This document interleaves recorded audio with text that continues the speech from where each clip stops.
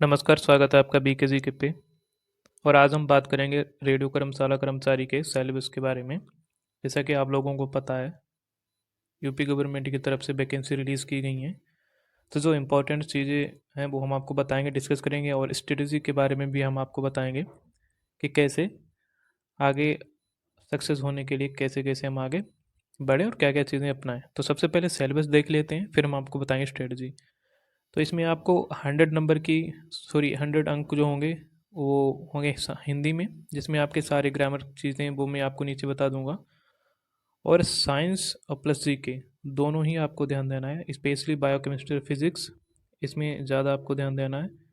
और तीसरा है, इसमें आपका मैथ होगा, अर्थमेटिक मैथ होगा। और साथ में इसमें यहाँ पे आपको रीजनिंग भी मिलेगी, जो कि एप्टीट्यूड रीजनिंग होगी।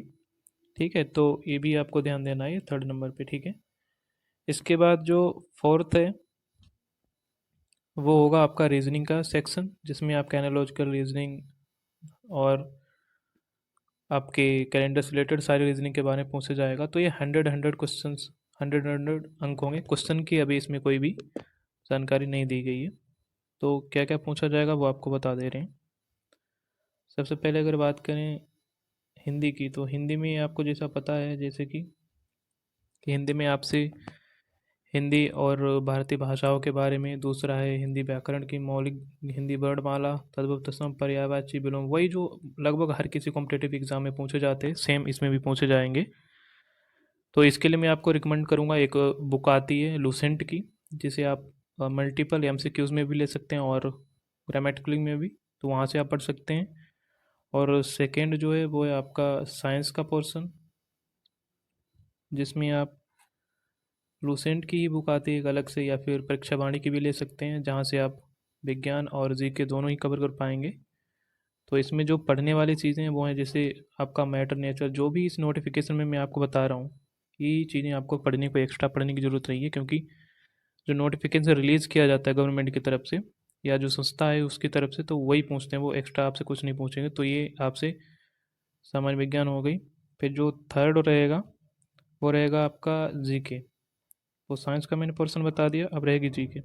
तो जीके में वही सब रहेगा, आपसे करंट अफेयर के बारे में पूछा जाएगा, हिस्ट्री, संविधान, भारतीय अर्थव्यवस्था, संस्कृति, ये सब चीज़ों के बारे में पूछा जाएगा आपसे। तो सामान्य ज्ञान के लिए यानी जीके के लिए आप लूसेंट की भी बुक ले सकते हैं, या फिर आप किरण पब्लिकेशन की भी ले सकते हैं।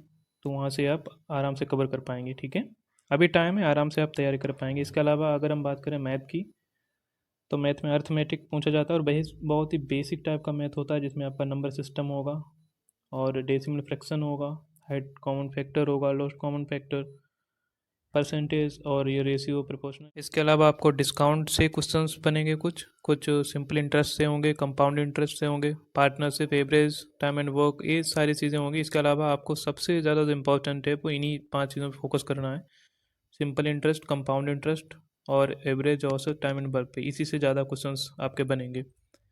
इसके अलावा अगर हम बात करें फिर रीजनिंग की, तो इसमें रीजनिंग में मानसिक योग्यता है, जो मेंटल एबिलिटी होती है वो भी पूछी जाएगी आपसे, जिसमें आपके तार्क से रिलेटेड हो गए, सिंबल रिलेशनशिप हो गया, कॉमन सेंस टेस्ट हो गया।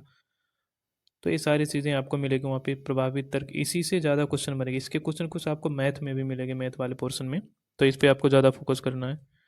बाकी कुछ खास है नहीं इसमें।